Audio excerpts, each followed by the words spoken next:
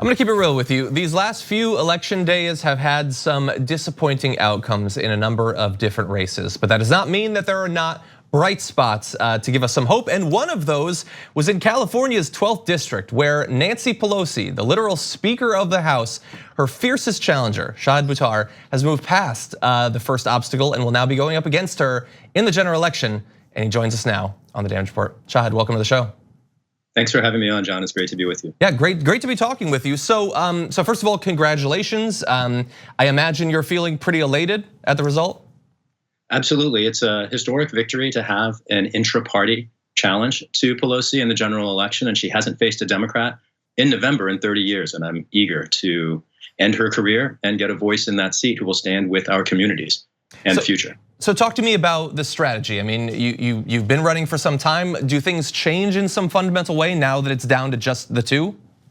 Yes, absolutely. To this point, I ran for the seat in 2018 and obviously in the primary cycle for the 2020 election. And to get into the general, the order of business was very much consolidating the progressive vote in San Francisco, and that's where we focused.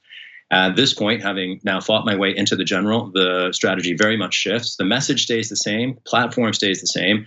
The doors we're knocking on, however, change. And instead of knocking on the doors of the progressive stalwarts in our city's strongholds, we're now spreading out to particularly engage the moderate votes in the city. And that's how, over the next 8 months, we're gonna secure the votes that we need to liberate this seat.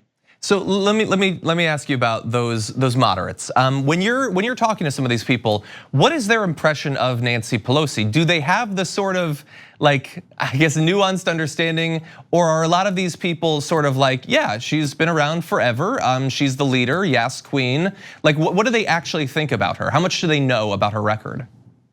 Entirely too little, frankly. I mean, that is the challenge before our campaign, is precisely to educate the electorate about how our city's elected representative has shown up in Washington.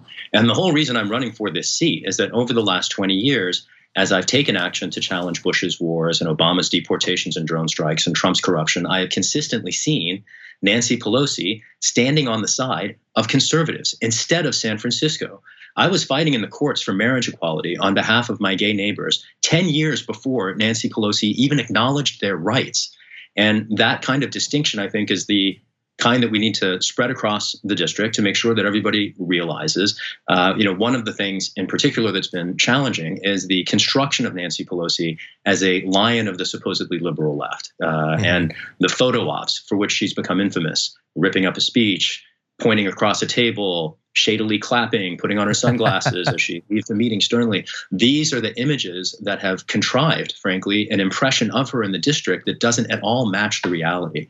And she is a powerful member of Congress, but she hasn't shown up for our communities. There is a virus outbreak right now, a pandemic, and we don't have Medicare for all. And it's great that Nancy Pelosi is now going to Congress trying to get the resources for free test kits. At this point, they should have been in place months ago, and it shouldn't be limited to this particular public health crisis. That's the kind of distinction that our campaign offers the city. It's one of the reasons why I'm so confident that I'll be representing San Francisco in Congress next year. Shahid, whenever it comes to running against a Democrat that is generally disliked to this degree by Republicans, you got Hillary Clinton's, the Chuck Schumer's, and in this case Nancy Pelosi's, how do you make sure that your message doesn't get co-opted by hateful people on the right to try and make it sound like you're speaking the same way as them? I mean, I've seen it when Bernie was running against Hillary, and then also in this case, Donald Trump is pushing this narrative as if he's supportive of Bernie Sanders just to get people to think that he's like him. How are you avoiding that narrative? Well, at the end of the day, here in San Francisco, we don't have a lot of right-wing trolls, frankly, and Trump thankfully has very little support in this city. The platform that I'm running on is so unabashedly democratically socialist. I'm running on a Green New Deal, Medicare for all. I'm running to end mass surveillance and end mass incarceration. And that's a platform that I don't think anybody could seriously think aligns with that of the right wing. I will say that there are opportunities after I replace Pelosi, to transcend the partisan divide, particularly on issues related to ending mass incarceration. That's an issue of transpartisan consensus, and there's libertarian support for reducing not only the number of people who we incarcerate, but also the size of our police forces, to demilitarize police, to end mass surveillance, to restore human rights that our country has unfortunately abandoned in the last 20 years. Those are transpartisan issues where I do find alignment. with allies in the Republican Party who are also challenging their party center to vindicate constitutional principles. And that's an area where I invite, frankly, conflation. But as to the the demagoguery of Trumpies who try to reinforce the same narrative that Speaker Pelosi promotes, that there are only two sides in politics and the enemy of my enemy is my friend. Obviously, we see today there are lots of sides in politics. There are outright fascists, for instance, the one in the White House, and there are corporate Democrats who enable them, like Nancy Pelosi.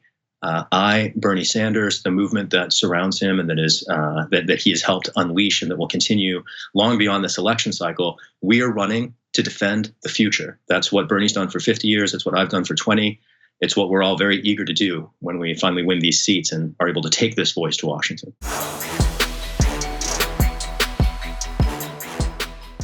For more political news, breakdowns, interviews, stories of activism, and me trying my hardest to care about the occasional big celebrity news story, subscribe to our YouTube channel at youtube.com/The Damage Report. And you can ring the bell wherever it is so you don't miss anything.